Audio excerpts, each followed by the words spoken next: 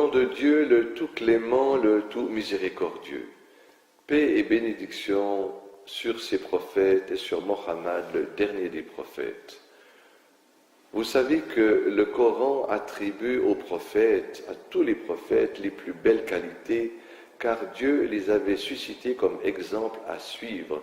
Ils ne pouvaient pas commettre des péchés et ensuite dire à leur peuple de ne pas les commettre. Ils ne pouvaient pas non plus dire des mensonges dans le message qu'ils avaient à transmettre de la part de Dieu, sans quoi on ne pouvait plus leur faire confiance, comme nous le trouvons mentionné dans plusieurs endroits de la Bible.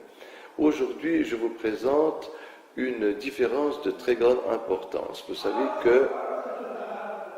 savez que dans la Bible, lorsque Moïse était occupé à la rencontre de son Seigneur qui lui transmettait la Torah, que pendant ce temps, le prophète Aaron était resté avec le peuple d'Israël et que celui-ci lui avait demandé de fabriquer un veau en or, une idole, pour l'adorer. C'est comme ça que les enfants d'Israël, après avoir été témoins de ce miracle extraordinaire que Dieu a ouvert la mer et les a sauvés de la tyrannie de Pharaon, les enfants d'Israël, pour remercier Dieu, dans leur ingratitude, avaient fabriqué ce veau.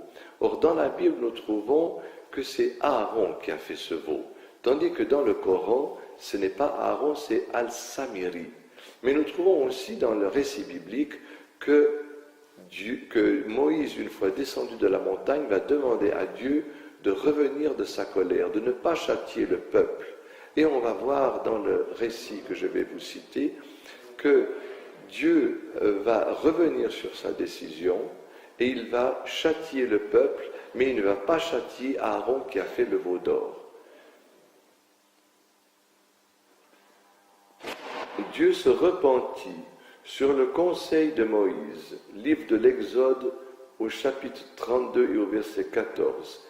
Et ensuite, il revient sur sa décision et punit les Juifs qui ont adoré le veau d'or. Au verset 34 et 35 du même chapitre. Mais il ne punit pas le prophète Aaron qui a fabriqué le veau d'or. Dans le noble Coran, ce n'est pas un prophète de Dieu, Aaron, qui a fabriqué le veau d'or, mais c'est Al-Samiri. Dans la sourate numéro 20, sourate Taha, au verset 95 à 97. Encore une preuve que Mohammed n'a pas copié le Coran sur la Bible.